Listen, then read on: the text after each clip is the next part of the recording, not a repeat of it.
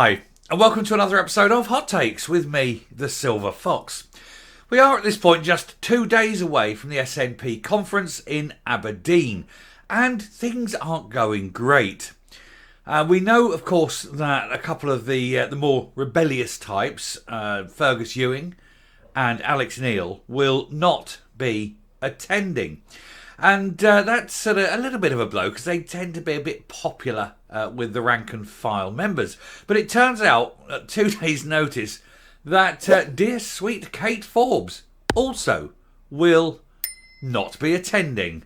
She has managed to ensure that she's got previous engagements, which is always good if you want to avoid things. One only has to look at the way that Hamza Yousaf had previous engagements when it came to the vote for same-sex marriages, just so that he couldn't be seen to vote against it and also couldn't be seen to vote for it. People down the mosque wouldn't like that. Well, it's a bit of a blow, I suppose, for Hamza Yousaf, because although he sees her as almost the enemy, he knows that she is very popular with the party.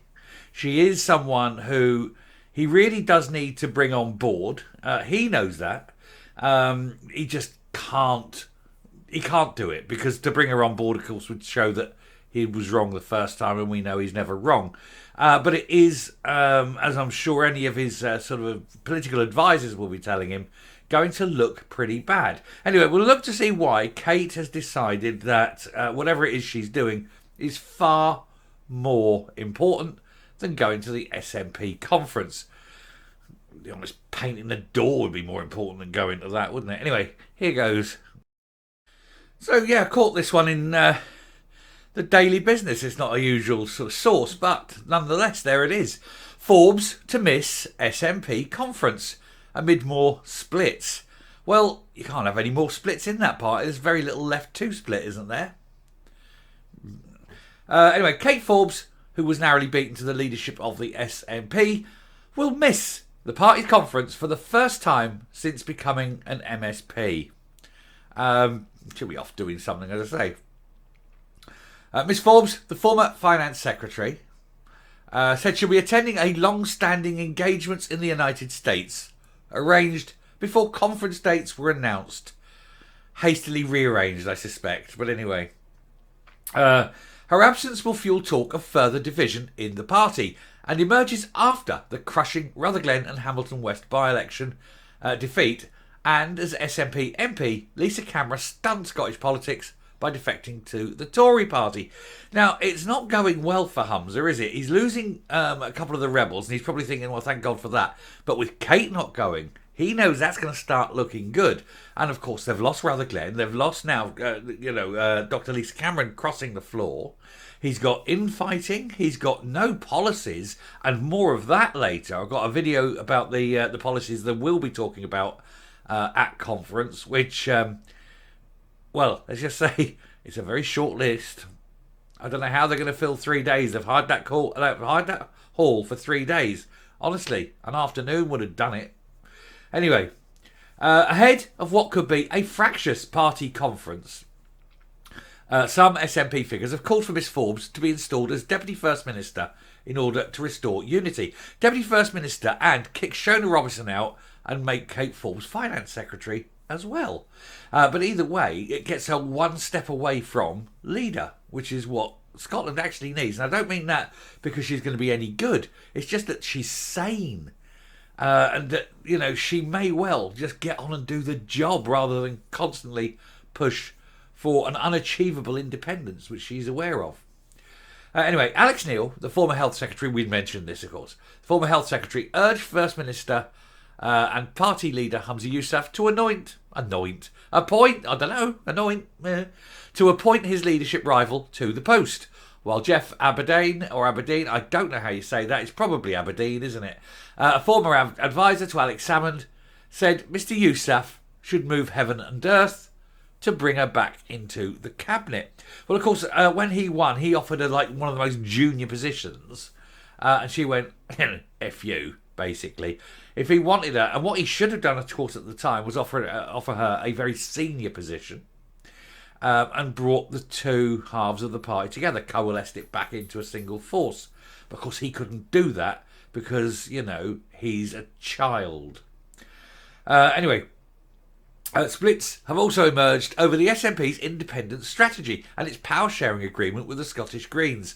Well, if this Greens alliance isn't gone by the end of conference, there's something deeply wrong. A spokesman for Miss Forbes, MSP for Skye, Lochaber and Badenoch in 2016 said, I think they mean who became the MSP in 2016, said she will be following the conference online and is looking forward to the First Minister's keynote address. Keynote address. He'll be blabbering on the back of an envelope. He hasn't got a clue what he's talking about, has he? Anyway, along with other important contributions from members, those that can be bothered to turn up. An increasingly few number. There's more and more dropping out all the time, and there ain't going to be many people going to this conference, let's be honest. Craig Hoy, the Scottish Conservative chairman, said, who can blame Kate Forbes for staying away as far as possible from the SNP when she looks at the chaos, division and scandal gripping the party. She must be counting her blessings that she avoided the poison chalice Nicola Sturgeon handed to Humza Yousaf. Oh, I bet she is. All the crap that's come out since. Humza's had to drink that, and it's going to destroy him, which is no bad thing. A Labour spokeswoman said, in common with many others within the SNP, Kate Forbes appears to be putting as much distance between herself and the party conference as she possibly can. The state they're in, can you blame them? No, you can't. Mr Yousaf is proposing a further revision of his terms for demanding talks on independence. We covered this last night. He changed his mind again. Along with Westminster leader Stephen Flynn, the First Minister signed a motion declaring the party would begin independence negotiations if it won merely the most seats. This will now be changed ahead of the upcoming conference to the majority of seats. What I like is that they would begin independence negotiations, but there's no guarantee Westminster will be there, so he'll be in a room on his own talking to himself. But he must be used to that. Pamela Nash, Chief Executive of Scotland and Union, said whether it is the most seats, the majority seats, or just many seats, or indeed one seat, the SNP's de facto referendum plan is downright dangerous. No, it's just ludicrous, stupid and pointless. It's never, ever going to do anything, is it? Because the Westminster government go, yeah, it's not a referendum, so we're not even going to bother turning up. So he can sit there and negotiate with himself as much as he can. It's like a drunk man making plans, isn't it? What a sad loser he is. And I don't blame her for buggering off as far as she can get. Anyway, I shall round off there and come up. I can't blame her for staying away. I think by doing so, she's distancing herself from not the SNP so much as but Humza Yousaf. I think she realises, first of all, he's dead man walking. He's a zombie.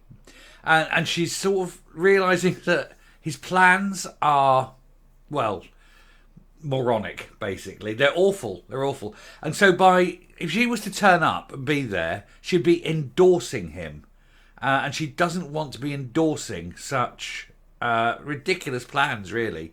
She doesn't want to be endorsing him personally. And I think that's possibly why she's maintaining that distance, so that she can come in later and say, well, I didn't go to the conference because I just didn't want to give him the legitimacy of his role. He may have been voted in as leader, but he was no real leader, was he? And of course, there's the party discipline. They can't force these people to turn up.